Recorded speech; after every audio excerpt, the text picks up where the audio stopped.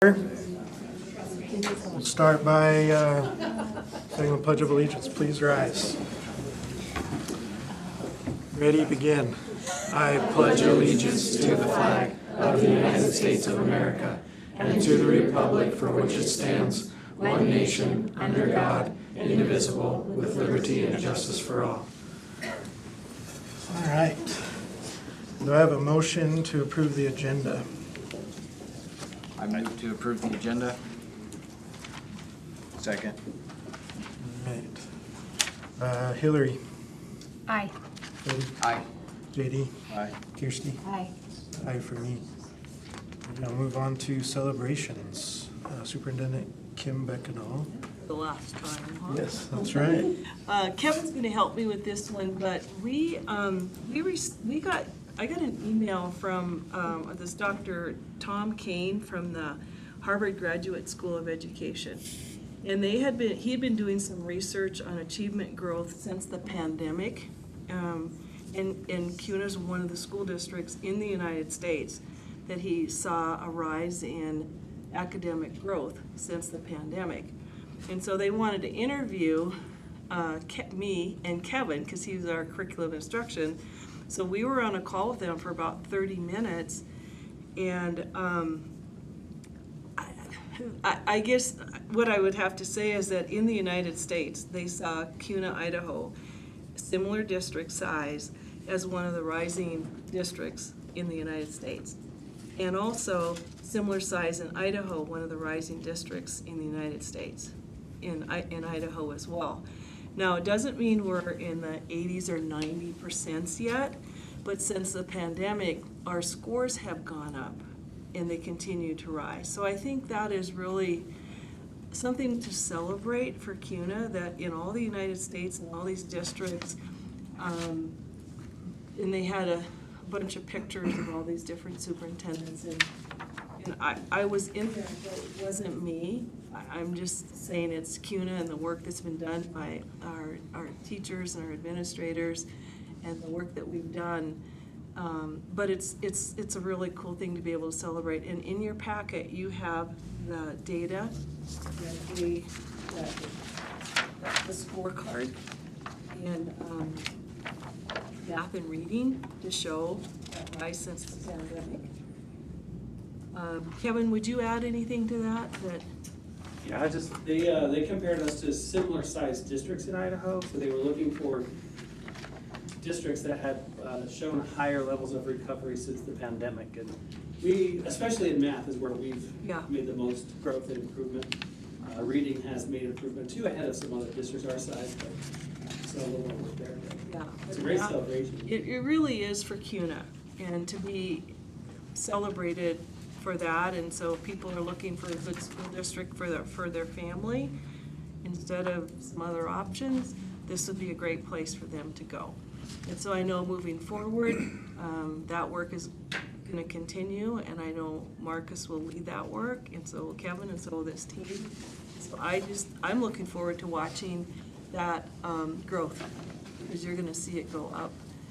So just know we're on the map in the United States for doing good things.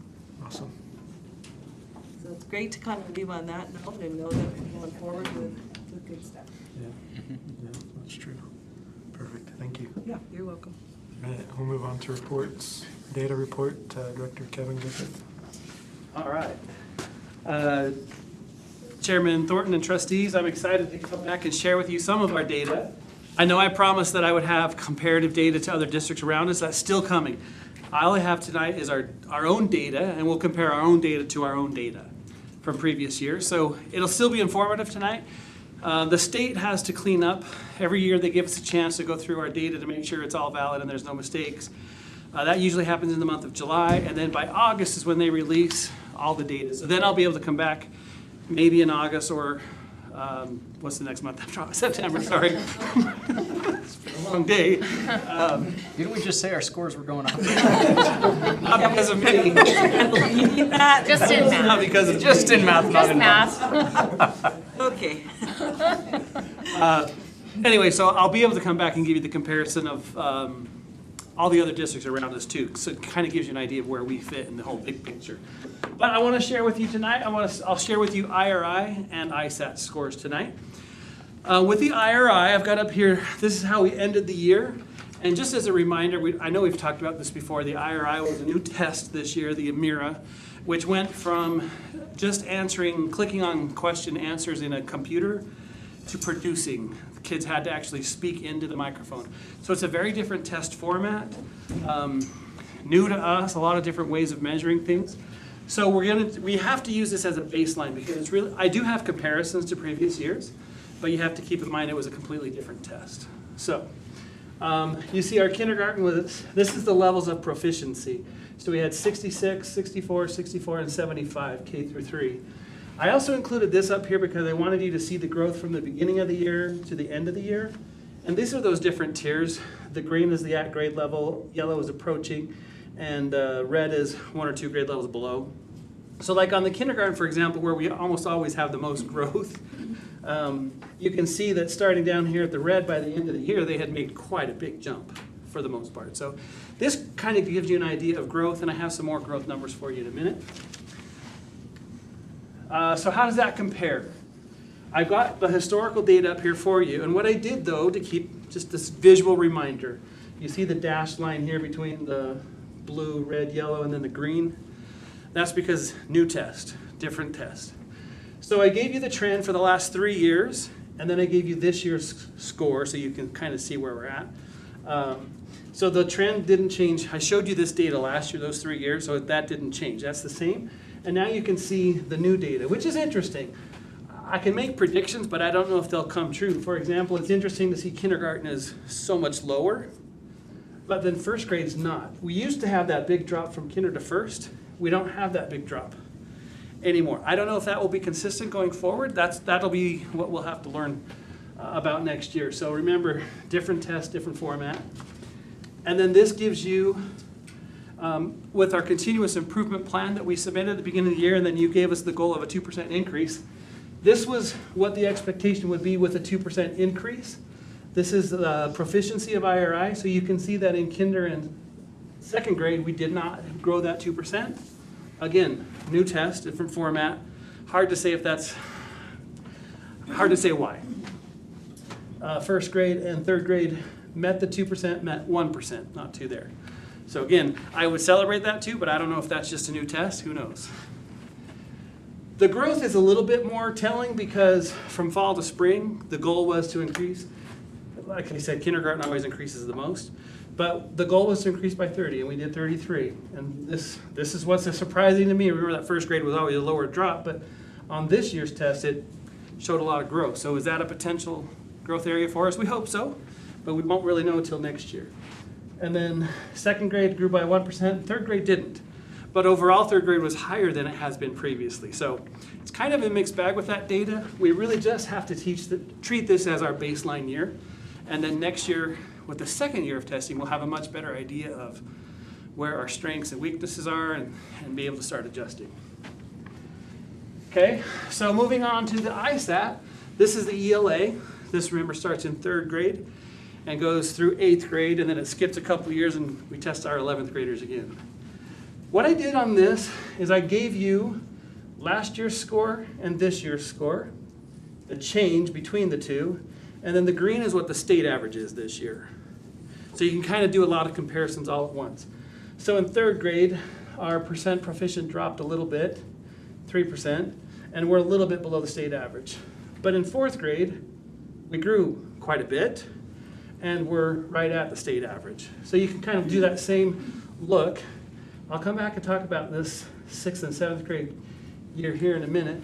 But remember, last month we talked about by the end of our ELA journey in Kuna School District, we're doing better than where we're struggling here. And again, that's why we have a new K-5 ELA curriculum coming in, and we've added additional reading time at the middle school level to try to help even this out. Yeah, question? Sorry, that's not a new test, right? That's the same. No, this is not a new Okay, test. just making sure. Good question. This is my favorite way to look at it because this is the same group of students from one year to the next. So 3rd to 4th grade, This is how the kids did on the ELA ISAT in third grade. That same group of kids, for the most part, not exactly a true cohort, but that same group of kids in fourth grade, how they did. So this now we're comparing the same kids from one year to the next year. And so you can see in that fourth grade year and that fifth grade year, I can't do a third grade cohort because that's the first year taking it, obviously. We have that increase. This is what's interesting when you look at a cohort model of data. And you'll see this in math in a different grade level. But there was something about this sixth grade year that was puzzling to us, because we don't normally see that kind of a drop, right? So I don't know if it's something with that particular group of students. I don't know if it's something in our curriculum, our standards. But this is a question we posed to our principals last week.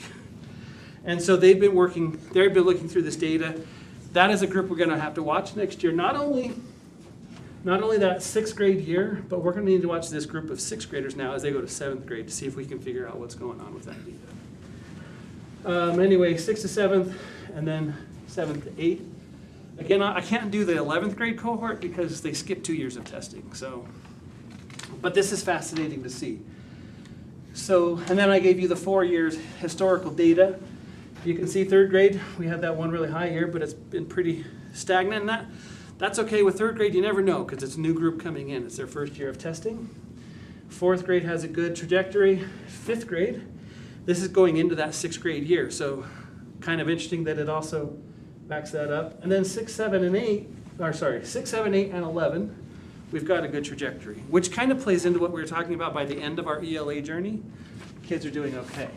But we still have some things to figure out here in the ELA. Then I did the same thing with math. So again, last year's score, this year's score, the change, and then the state average. Overall, this kind of talks to that scorecard report. Our math overall is better than our ELA. You can see more growth overall with a couple of exceptions. And this will be the red flag data here in just a second on the cohort model. We're typically near or later on above the state average in math. So that's where we've made a lot of progress. And then the cohort model. So same kids from third grade year to fourth grade year. This is the red flag I'm talking about. So kind of like in ELA, that sixth grade year, in math, it's the fifth grade year that we saw something concerning. Whether it's that group, or again, it's the curriculum or how things are being done in fifth grade, let's pose that same question to our principals. Because the rest of the data looks better in the cohort model. So that's what I love about looking at cohort data, because it takes out it takes out a lot of the wonderings because it's the same group of kids. So that's where we're going to be focused this next year. And the 4-year trends, and not surprisingly, fifth grade is that 1 year where it's trending the wrong direction. All the other years, we've got good trends going on. So, with our continuous improvement plan, in our continuous improvement plan for the district, we specifically put 4th, 6th, and 8th for ELA, and then 6th and 8th for math. So you can see this was the goal if I added 2% to where they were last year, and here's how we performed. So again, on this scorecard, you can see why math is a little bit higher than ELA, because we met the goals in most of the areas. 6th grade ELA was the one exception. And then, 6th grade math, we didn't jump 2%, but we maintained it. There's also on our continuous improvement plan growth data. It talks about if kids made adequate growth in their ISATs. I don't have that data yet because that's part of the state cleaning up the data first. And then they calculate if kids made the expected adequate growth. So I'll have that for you in August when it's available. So this is just looking at proficiency, not at growth. And then for the bonus, we threw in the science because although this wasn't our focus at the district level, our 8th grade team made it a focus. They pointed that out to me, so I wanted to again put them up here because they made a concerted effort. They saw that their scores had not been so great, and so they made some efforts. They adjusted what they were doing and got a big increase. Elementary didn't have that, and 11th grade did as well. So overall, when we put all this together, if I average it, I showed this to you last time, it hasn't changed. If we average everything together for the whole district in each of these test areas, you'll see that our IRI is down slightly, and again, new test. If it continues to stay down, then it becomes a bigger issue. ELA, we know, we didn't lose any ground, we didn't gain the growth we would hope for though, but in math, we did, and in science as well. So overall, it's been a good year for growth with our district and our students in our proficiencies. But we've also been able to identify some areas that we will focus on next year to hopefully get the ELA moving better and keep the momentum going in math. And probably a new focus in science a little bit too, so that we can get that elementary one up too. So I'll stand for any questions that you have. I was wondering, like, if, you know, some of those, that 5th or 6th grade year, I mean, I feel like the teachers would have a good idea of like Yeah.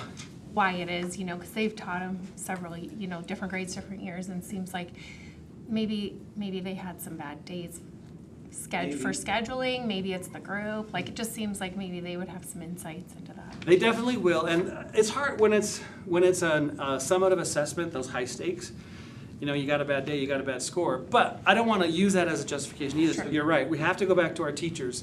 So our PLC process, our professional learning community process that we've been developing, that's what principals have had a chance to look at this data.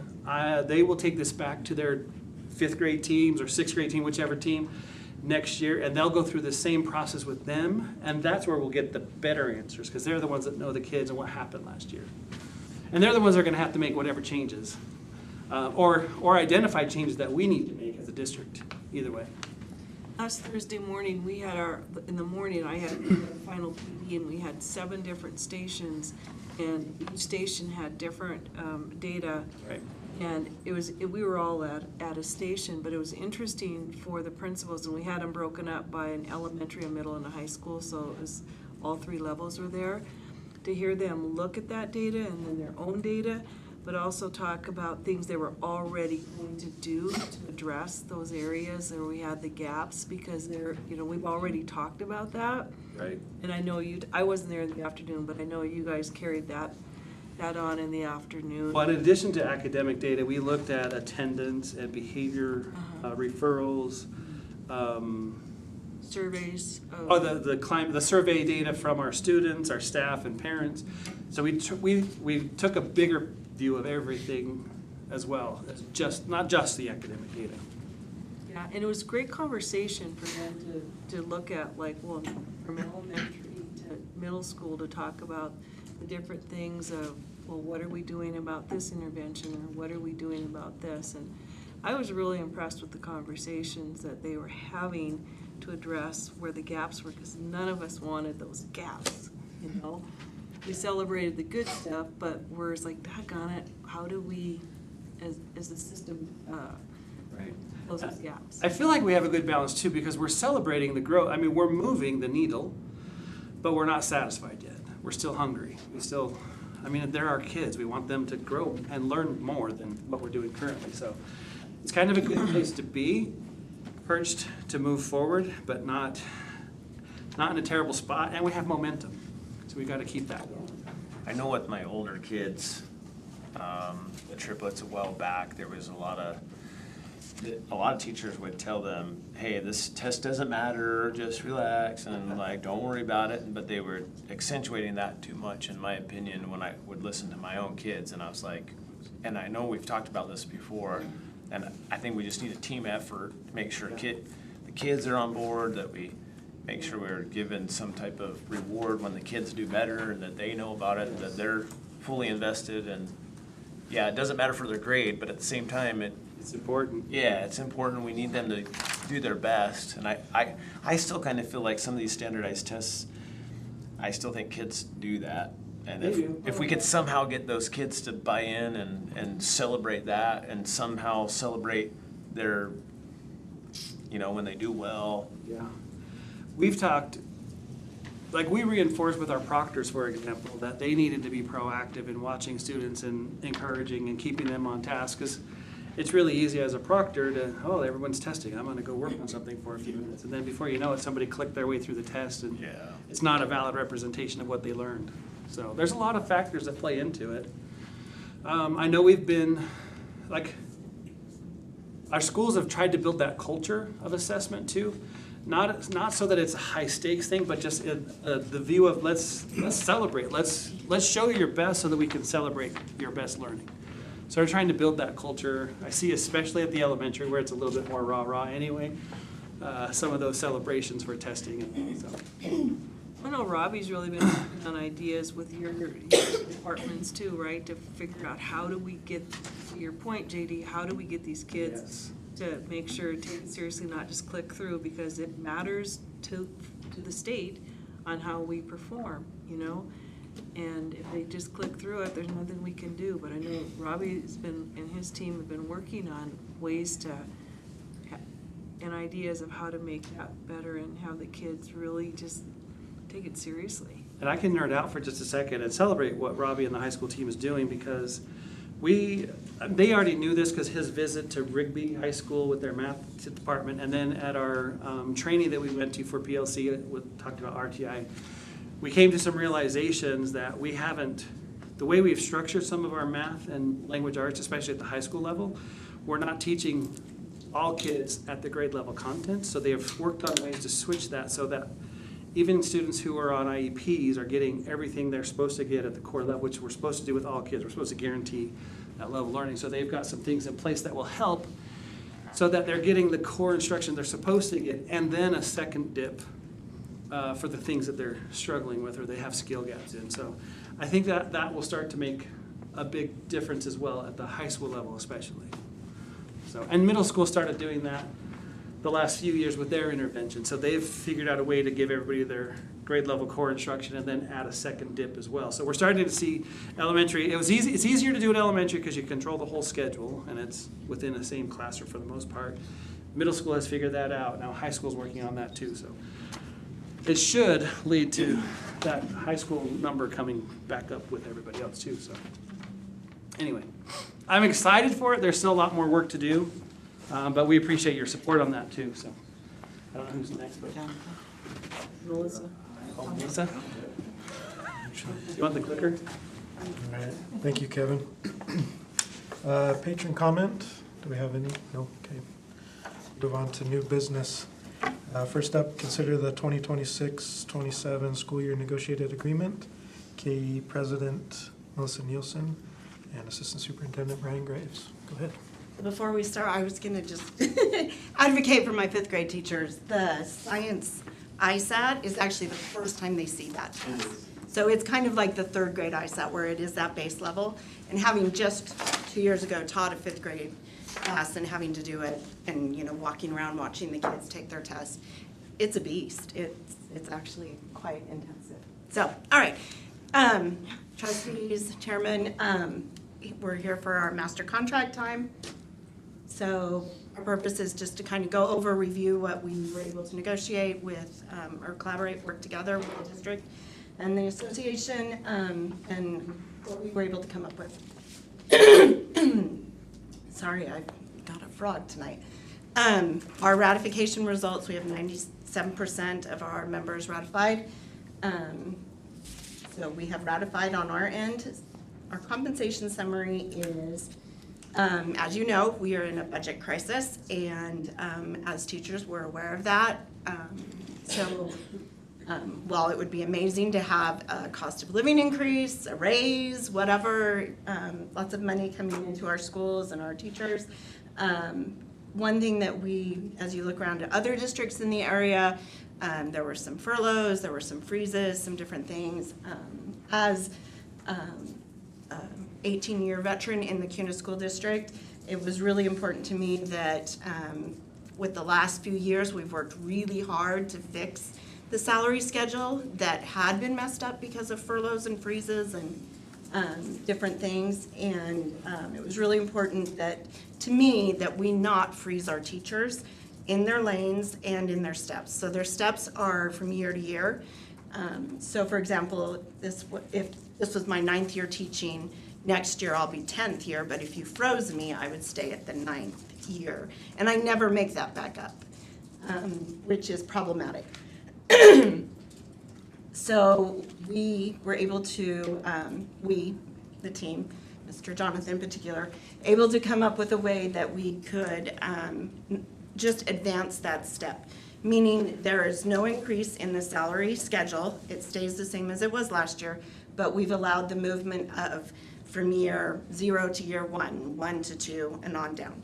Additionally, our teachers pay for their own professional development credits. They pay for their own advanced degrees, et cetera. We do have some, thank you.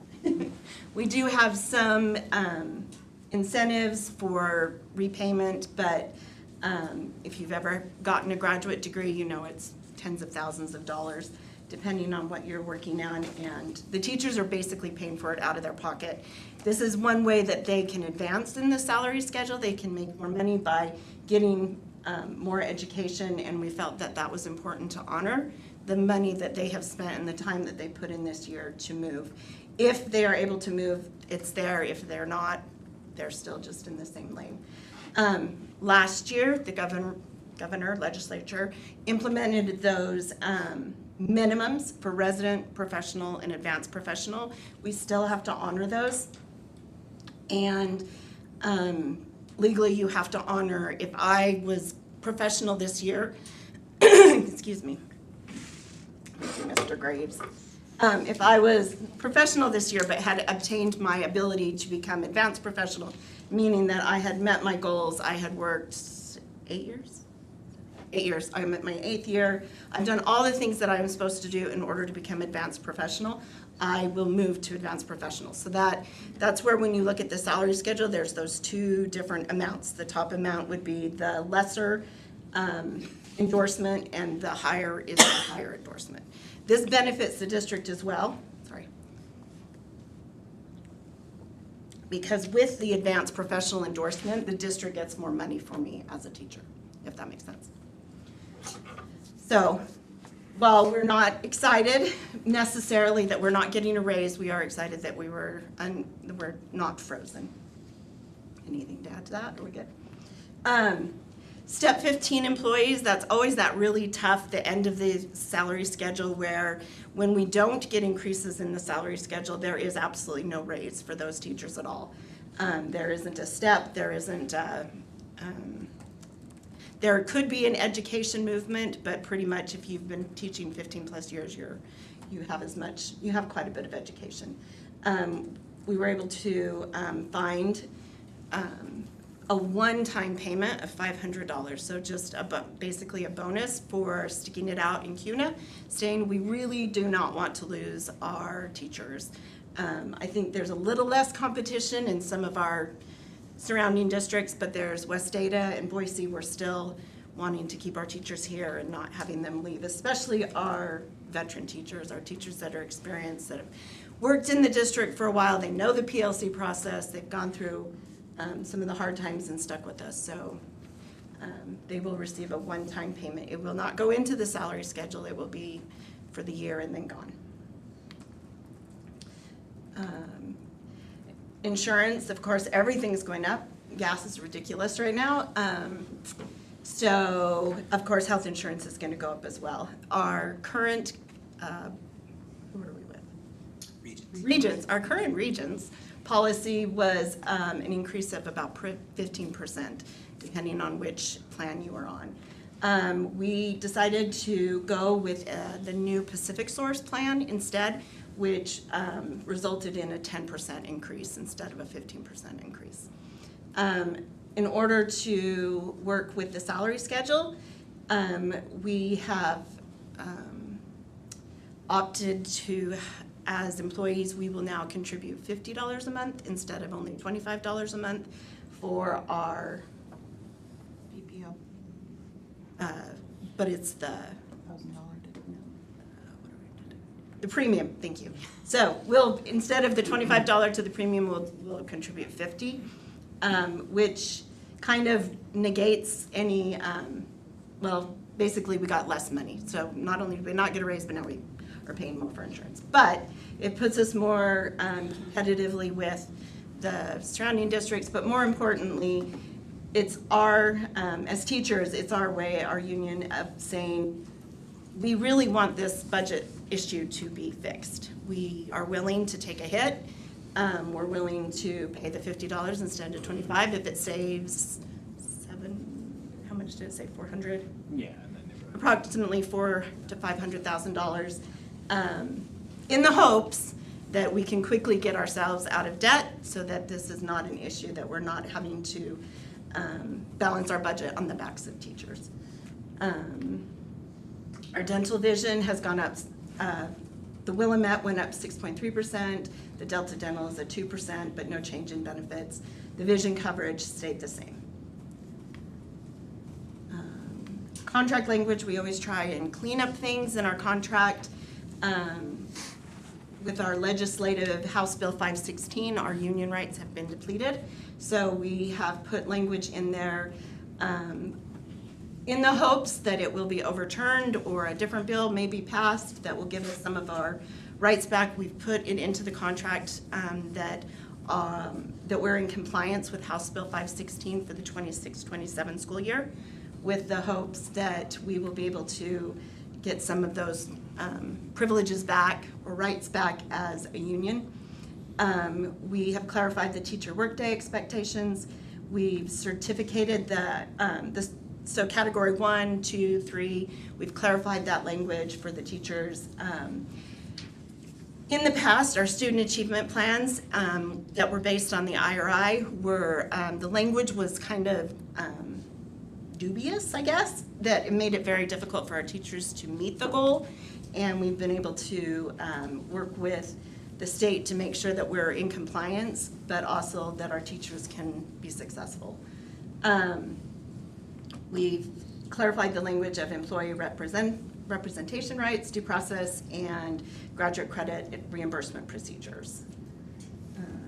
With that, ongoing agreements that we have with the district are to continue to work for balancing that budget, looking at ways to the extended day organizational structure. That's our stipends, our extra days, making sure that that is properly budgeted.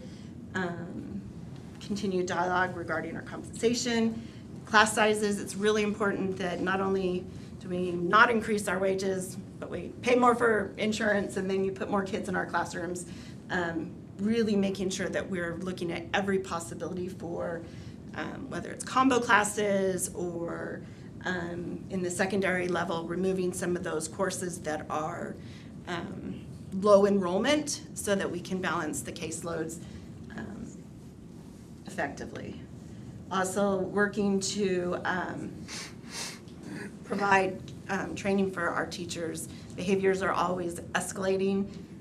This was my first year in the middle school. It was very, very learning. I learned a lot. It was a really great experience, but it was difficult. The behaviors are definitely something that I relied on my coach for to help me navigate teenagers a little bit more than I was used to. So it's important that we're working with the district to help our teachers, especially with our behaviors and whatnot. Also making sure that our start and stop times, our schedules we were able to, last year they changed the middle school, the FMS schedule so that the kids were not, there wasn't, I think it was a 7 to 8 minute window where the bell rang and the buses arrived.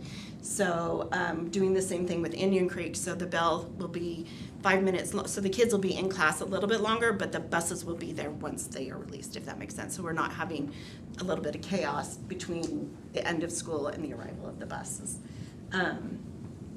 Again, making sure that we're monitoring efficient transportation in the district, so. Jason and I volunteered to go work on Hubbard for the rest of the summer as well, so the buses can get where they need to get. We're gonna go work on Hubbard Road. Oh, you're gonna work on Hubbard Road. You're gonna like, I could have used you today, actually. You guys ought to just drive by and watch that. That's fun. What's happening? I don't know, Hubbard Road has been under construction Oh. for 3 years now, I think. Oh, yes. Every other year for the last 12. Yeah. Well, now 10 Mile. Sumner Hubbard and Dunwell. And Murray. They're deciding to do something. All at the same time. We appreciate the opportunity to negotiate. We hope that you continue, even though we'll have to figure out when and where we're negotiating and collaborating. I hope that you still allow us to do that. Questions? I had a question. It sounded like maybe there were some options that teachers or the association has in mind for class sizes, like you said, lower enrollment classes in the younger grades, and I guess, has that information been passed along to the powers that be? The powers that be have passed on to me that Okay. they will be considered. When class sizes are determined, I'll let Brian speak to it, but it's a process based off of the district level. The teachers really don't have a say in that. So our collaboration, our negotiation with that is that we're at the table saying, you know, can this be a combo class? Can this, just making sure that we're looking at all of the options instead of just combo classes are bad, nobody wants to teach them. But if it saves kids from having 36 kids in a class or whatever, so. Want to speak to that at all? Or? No, and I think the smaller your class size, the more teachers you need to have smaller class sizes. We've chosen in Kuna for a long time to be neighborhood schools.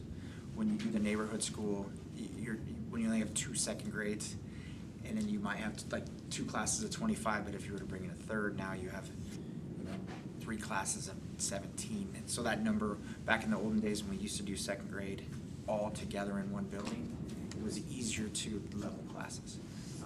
Some of the stuff, we run into that also at the high school when you have some classes at Swan, some classes at Kuna High.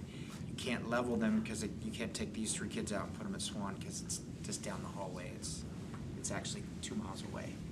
But those are the fun things that we get to negotiate. We did find out though, when compared to some of our neighbors, our class sizes aren't as bad as we feel they could be. I think on paper, like our negotiated amount that we have, our numbers are lower, but in reality, when we're looking at it, I think there's that disconnect between what is recommended from the state, what our negotiated contract has recommended, and what we're actually living in the classroom. So. And we monitor it monthly, and I bring that data to our negotiating team. And it doesn't matter if 80% of our classes are below, the 20% are the ones that definitely feel it. So it's a fun game. I think too, like with the middle schools, now they're switching their reading and history from AB Day to, and I think Kevin talked about this with raising our reading scores and our history scores, making them full day, everyday courses. So if I was a teacher last year at FMS and I was a history teacher, I was teaching a set of kids A Day and an entirely different set of 6 blocks of kids B Day. So my caseload was around 250 kids, which is double almost what is recommended. Whereas now, where they'll be all day, again though, it takes more teachers in order to do that, so. I just had one more question, just for my information, like the steps, and you were talking about like 15 years or 9 years, is that within the district, or if you move from a district at year 4, do those 4 years count, or is it back to 0? It depends on the district. So for example, if I were to move, I'm at year 18, if I were to move to West Ada, they bump me back up to like year 11 or 12, something like that. So I lose years moving that district. We don't have a penalty for moving districts. We just put them in wherever they are. If you're out of state, we move you there. As long as you come from an accredited school district. Yeah. So we're hoping, I mean, obviously our ideal negotiation would be that we negotiate a cost of living raise, but that we also have some incentives for staying in the district for longevity. I know several of the districts around us have those bonuses for sticking it out. But the teachers do get a raise just by moving 1 year to, like from 8 to 9. Their pay is higher than it was the year before. Yeah. Brian's saying yes. Yes. Okay. So like if you're making 50 in year 9, Yeah. it's like 51 or 52. Okay. So there's a change in money It depends on what year you are and where you're moving. Like if I'm moving from year 6 to year 7, but I'm still professional, I believe it stays the same, depending on how many credits I have. There's a lot of factors that go to it. If you were to ask a teacher off the street, are you getting a raise this year? It would be no, because I am just moving down. It's the same rate that it was last year, and I'm paying $50 a month now instead of $25. Some people might take home more and some people might take home the same. Definitely. But I think that happens regardless of how we structure the, Right. yeah. So the people that are basically stuck in their thing are the 15 plus years with as many credits as you can get. You're stuck there, so, yeah. Anything else? All right, I think you have one more slide, right? Yep. Are you in this? This is your committee? Okay. Yeah. I make a motion that we approve the negotiation agreement for 2026, or 2026-27 school year. A second. All right, any further discussion? Hillary? Aye. Freddie? Aye. JD? Aye. Kirsty? Aye. An aye for me. Motion carries. Perfect, thank you. I'll move on to consider the 2026-27 classified pay schedule. Assistant Superintendent Brian Graves.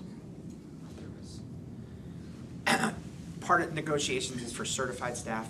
The other part that they don't negotiate is our classified and our admin staff. So we're just coming to you, it's similar to what we just said with the teacher salary, that there won't be those changes. We're using the same salary schedule from last year. This year, we're doing the same with our certified and our classified. Once the budget is all done, we're looking at similar solutions as far as that one-time payment for the classified and admin, and we'll make sure that, or Jonathan will make sure that it fits into our budget. And we'll get that information out, but when we negotiate, we only negotiate for those certified teachers, not for classified and for admin. So we're just asking that we approve the current pay scale will now be presented as our 26-27 for classified. I make a motion that we approve the current pay scale as presented for 26-27 for classified. Second. Any further discussion? Kirsty? Aye. JD? Aye. Freddie? Aye. Hillary? Aye. An aye for me. Perfect. We'll move on to consider the 2026-27 budget. CFO Jonathan Gillen. So you have one more board meeting with the wood slats, so.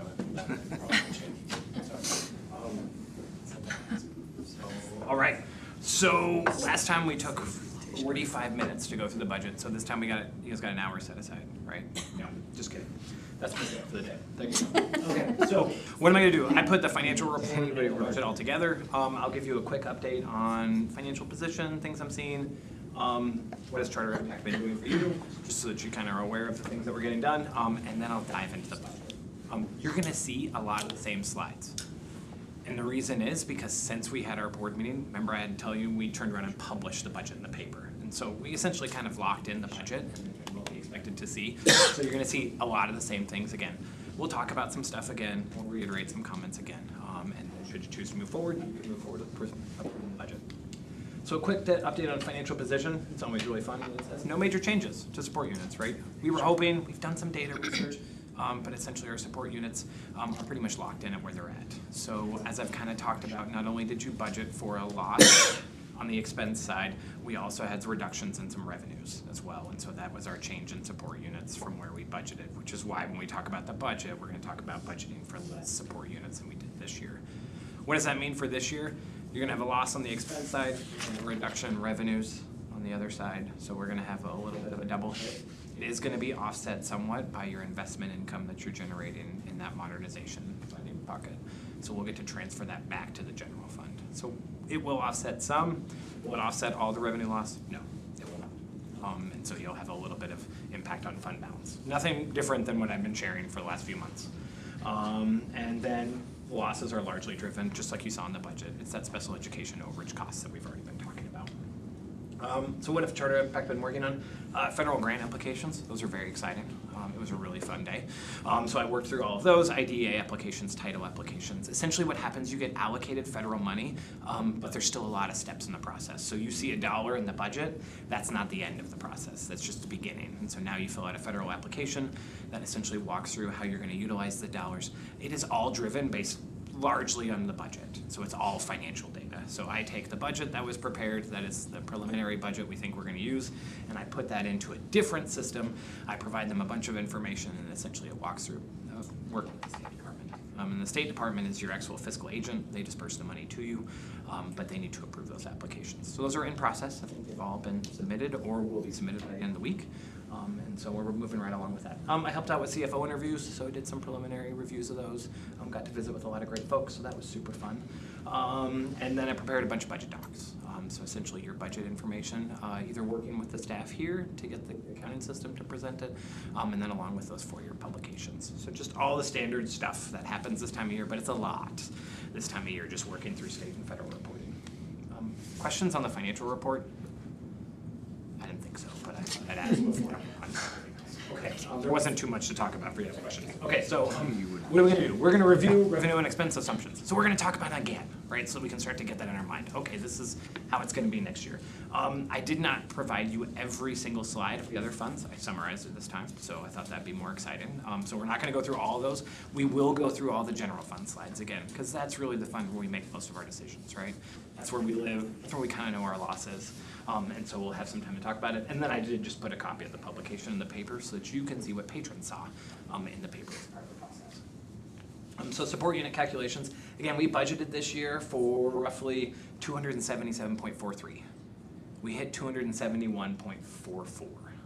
And so that 6 gap, there's a couple things that made that up. There was some assumptions in ADA. I'm gonna tell you that support unit calculations, there's a science to it, but you really don't know exactly who's gonna come and how many kids are gonna come next year. And you don't know their grade level, so it's impacted by their attendance, it's impacted by their grade level, it's impacted by what programs they attend. So it is a little bit of a calculation, and you make some assumptions. And so unfortunately this year, you were down from your budget, and so that was roughly a $900,000 impact. So I talked about, okay, we're gonna lose some revenues. Modernization's gonna cover some of that, not 900,000. So you'll be generating some more losses besides that 1.5 million. So then what we do is I took a look and ran all the projections again, and I said, where do we think enrollment's gonna look like next year? So I'm doing the same things that happens in the past. You take a look at enrollment, you try to project out what our kindergarten's gonna be coming in, you know your 12th graders are gonna leave. And then you try to look in the community and you say, okay, there's a new charter school opening. And so how many students is gonna go to them? And then there's a charter school closing. And so how many students might come back, right? And so we had communication with those. And then I worked through essentially a calculation where we said, we're gonna assume roughly 146 students drop in enrollment. Normally that would be way more support units. And so that would be a couple of support units. Largely it was, as I looked at your ADA, I feel like we could up that to 94%. Just as you start thinking about things for next year, ways you can look to capture additional revenue, working to increase that number. So 94 to 95 could be at least $500,000. So 1 percentage point is a way to increase some revenues. So just kind of numbers to keep in the back of your head of things that you can do or that we can do as a district to help support our revenue increases. So salary-based apportionment, we've talked about the state funding, right? You didn't really get much. So there was no increases in the salary-based apportionment for classified or admin. There was no increases in the rungs. Movement was funded, so we did receive some of those dollars. And then you did get a portion of the increase in discretionary. Again, the insurance increases that first came out were actually a little higher than that. They were 19.5%. And so that's why we had to make some adjustments. You did receive a little bit of funding increases in those. And then other revenue assumptions, the modernization transfer. So, oh, that's right. I learned how to do this. Oh, it doesn't make that pretty little picture the last time I put a nice little circle on the screen. I was going to play with that. So you'll get about $700,000 extra that will come in from modernization. So that's basically additional investment income. We invest those funds separately. It has its own pot in the LGIP pool, and we can transfer the revenues off. And so that was not budgeted for last year, and largely it wasn't budgeted for because we didn't know we could do that. Like those decisions were still being made at a state level of whether we could use that investment income as a general fund. And then we did assume transportation revenues. That's a whole fund calculation. I can go over that another day, but essentially I took a look at what you're receiving this year and tried to extrapolate of what you'll get next year based on ridership and the miles. Levy amounts were just in alignment with your previous fiscal year budget. Again, you don't actually decide levy amounts tonight. You actually do that when you do the L2 process. So in August, we'll talk about levies again, and we'll talk about what we're gonna levy, and we'll talk about market rate impacts and what that has on the values. And then the reductions in the general fund, as you would anticipate, right? We had a reduction in support units, which means a reduction in number of students, which means a reduction in the funding we're gonna receive. So college and career went down 14,000, professional development funding was 38, remediation a reduction of 12, and you had some literacy reductions as well. Expenditure realignments. So then we started to take a look at, okay, how, now we've looked at revenues, we know we're gonna be down, what are some adjustments we can make going into next fiscal year? And so there was reductions of 8 instructional and 8 classified. A lot of that was through attrition or through other reductions that we could make. I combed through supplies and materials, trying to obviously keep those impacts away from the classroom, but at the same time knowing we do have to make some budget adjustments. And so I took a look at where expenses maybe perhaps were underspent. And I said, well, we can take a small percentage away and try to help reduce that budgeted deficit. And then I looked at contracted services. If there was any equipment that was in the general fund, we essentially swept that away and said next year is not the year we're buying things. We'll just have to figure out how to continue to make it work with what we have. And then we did a realignment of some other budgets. You know, we also talked a little about that curriculum purchase we're gonna make. So not only did we have some reductions in expenses, we had some increases, those good investments in education, and so we shifted around expenses to be able to cover those as well. So I talked about insurance costs. We just had a whole conversation about how the negotiated agreement and dollars were going up and it was 25 to 50. So what I'll tell you is that's what's built in the budget. What'll happen in July, we're still talking about that dollar amount, but we're probably gonna reallocate it out of insurance. It'll probably go some into wages because we increased the insurance premiums. And so now we'll spend a little bit less on insurance and we'll shift around those costs to cover the wages. So you'll probably see some adjustments in next year's budget. The total will not, but the adjustment within line items will happen. And then we talked a little about the transfer out for Medicaid. Again, that's that cost inflation. And you are not alone in this. Every school district and charter school in the state is dealing with increased costs associated with special education.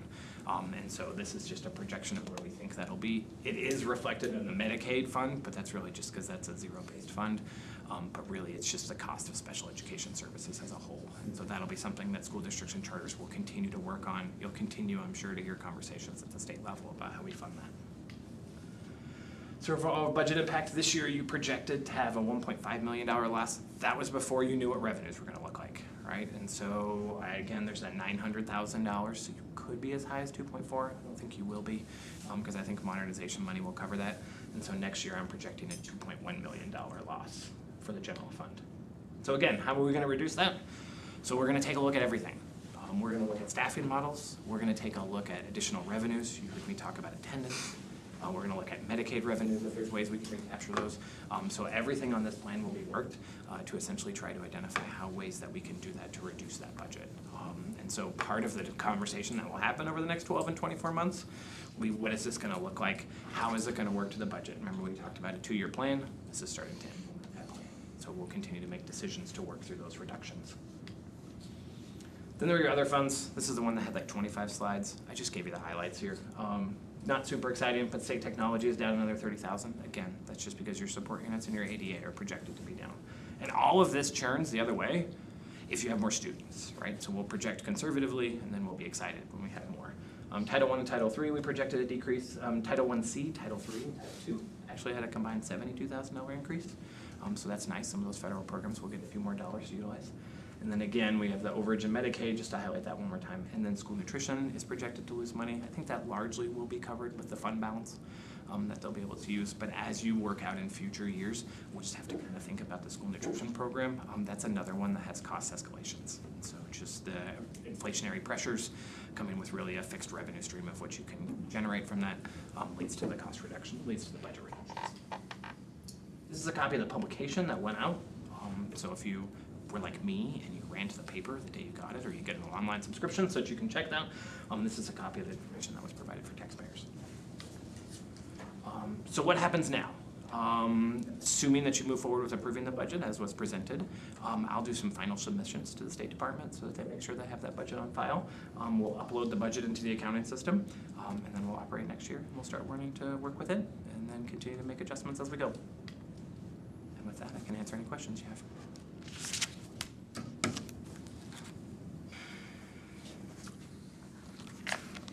I mean, I feel like I want to ask about the, how to increase the average daily attendance, but, because you said if there's anything we can do to do that, and I'm not coming up with any ideas. Yeah.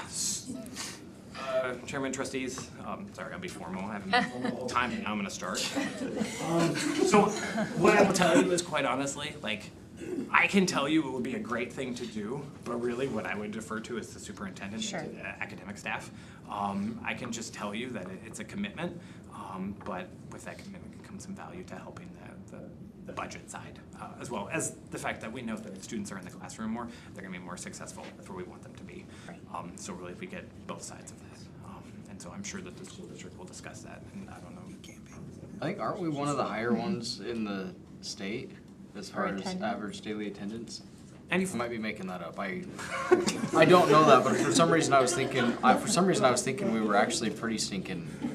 94 is good, and so that's not anything to be sad about. I'm always looking. Oh, no, I was for just ways to curious. increase revenues. I was just, yeah. Oh, I was just And it curious how. sounds like a little bit makes a big difference. It obviously. does, because you have to think about your Jonathan, spending. so if it was 95%, how much would that generate? You generate probably another $500,000. Yeah, so every, It's a small, yeah. Give or take. yeah. So that's some numbers that as you start looking at where Sure. are ways that we can increase revenue streams in places where you really don't have a whole lot of control to maybe change your revenue streams, that's a place where you can maximize your funding.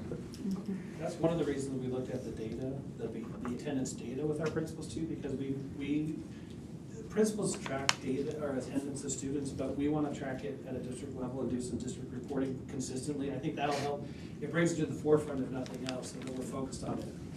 I think that'll be a good help.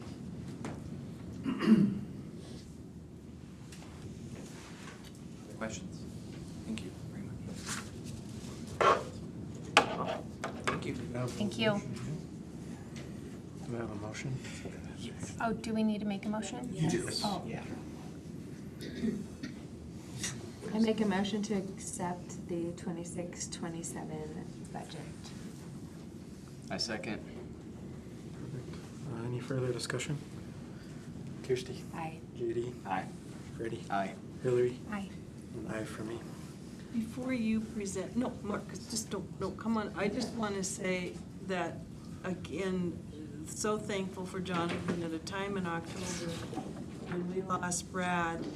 And we were like, what the heck are we gonna do?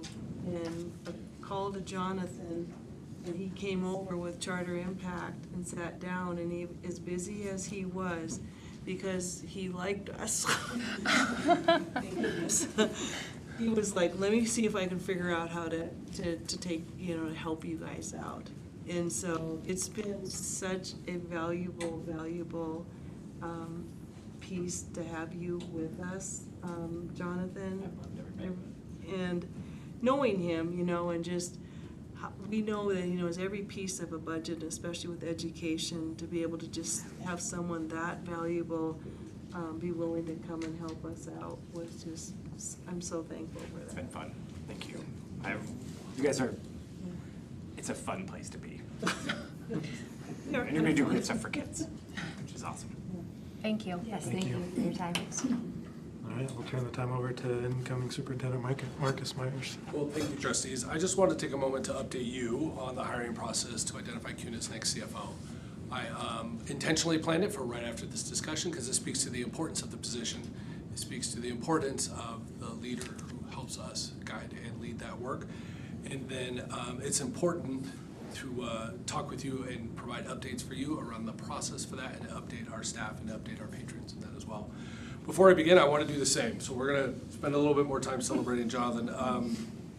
I want to recognize and share appreciation for Mr. Gillen. I've had the opportunity to work and call Jonathan my friend for a number of years.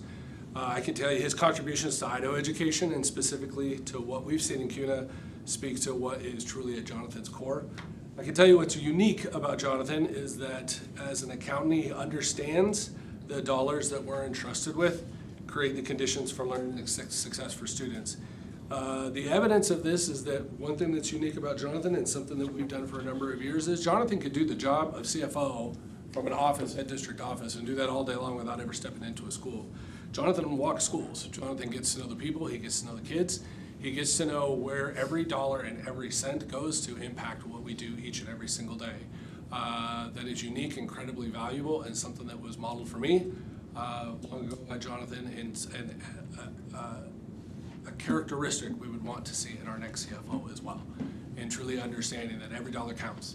And because every dollar counts, then we pour every bit of that into our students and into our teams and what we do. So, my friend and colleague, your Kuna School District family will miss you tremendously, but we wish you the very best in your new career opportunity, and thank you for everything that you've done and for the relationships that you built. And we have big shoes to fill. That Jonathan has been instrumental in helping us identify our next CFO. Likewise, I want to thank our finance team during the transition. They've been diligent with finance. They've been incredibly patient through the process, understanding and share a desire to find the best CFO that takes us into the next journey. We had a number of quality applicants, and through active recruiting and communication throughout the valley and through a search that we did to identify those folks. District leadership reviewed and screened all those candidates, including some work that Jonathan did to hold some initial conversations around the nuances of accounting and some of the detailed conversations that I might not be able to speak to directly, or we may be able to have, but Jonathan had insight into. With that, after the screening, we brought candidates in for an initial interview, and from that, we'll move forward with 3 candidates for a second round interviews that start early next week that way. Although the process is taking a little bit longer than expected, we want to give it the diligence that it deserves for sure, and find just the right person with the skills, understanding, and mindset that we talked about in moving forward. Of course, I'll update you, I'll update our staff, and update our patrons as we move forward with that, including an opportunity to meet that person and the qualifications that made that decision and needs a decision in finding the best person possible for the job. So thank you for your patience. I'll continue to keep you updated in that, and I'd be more than happy to stand for any questions you may have around the process. No, I think we're good. Yeah. Thank you, appreciate the update. All right, we'll move on to policy. Assistant Superintendent Brian Graves. I'm just gonna pause and let people leave. When everyone leaves.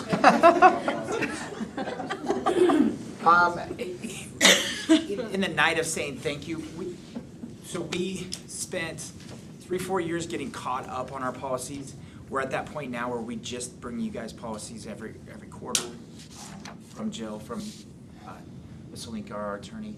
A piece of that helped me a ton was Deanne. So I definitely, I know this is that day of thank you, and this is Deanne's last day with us in this role.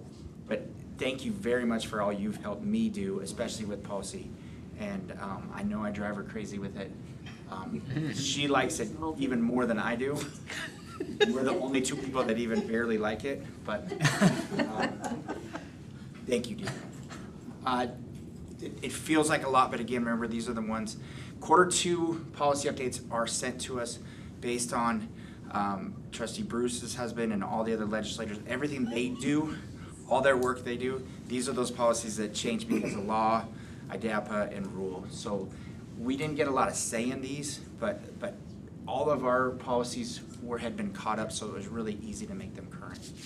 But I stand for any questions you have about the 1, 2, 3, 4, 5, 6, 7, 8, 14 amendments or updates.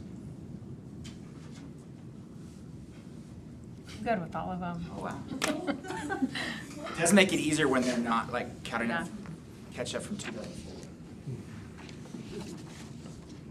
I make a motion that we amend the following policies: 205, 404.5, 406, 410, 440, 446, 449, 540.1, 559, 561, 564, 639, 652, 652.1. I second. Kirsty. Aye. JD. Aye. Freddie. Aye. Hillary. Aye. An aye for me. With the change to policy 400, though, We don't need the recruitment of certificated employees anymore, so there is one policy to remove. I make a motion that we remove policy 447. A second. Kirsty, Aye. JD, Aye. Freddie, Aye. Hillary, Aye. aye for me. And then with new law, with new rule, and with IDAPA changes, there are 4 policies that are new to us, the adoption of those 4.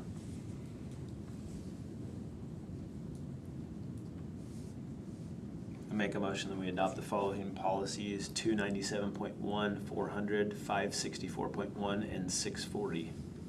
I second. All right, Kirsty, Aye. JD, Aye. Freddie, Aye. Hillary, Aye. and aye for me.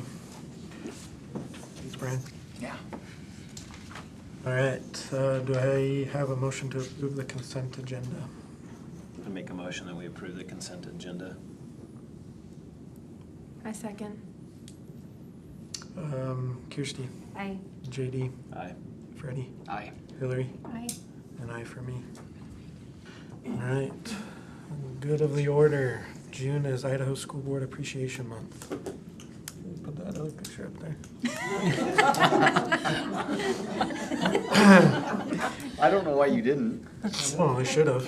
Why didn't you send that one in, man? All right. I also would like to take a moment to say thank you to Kim for being Yeah. our superintendent, and Yep. I'm grateful for you, and wish you luck in your retirement. Yep. Hope you enjoy it. Yes. And I also would like to thank Deanne for being our board clerk, and appreciate all your help and Yep. everything that you've done for us. Thank you. Thank you. Don't give up on us, Deanne.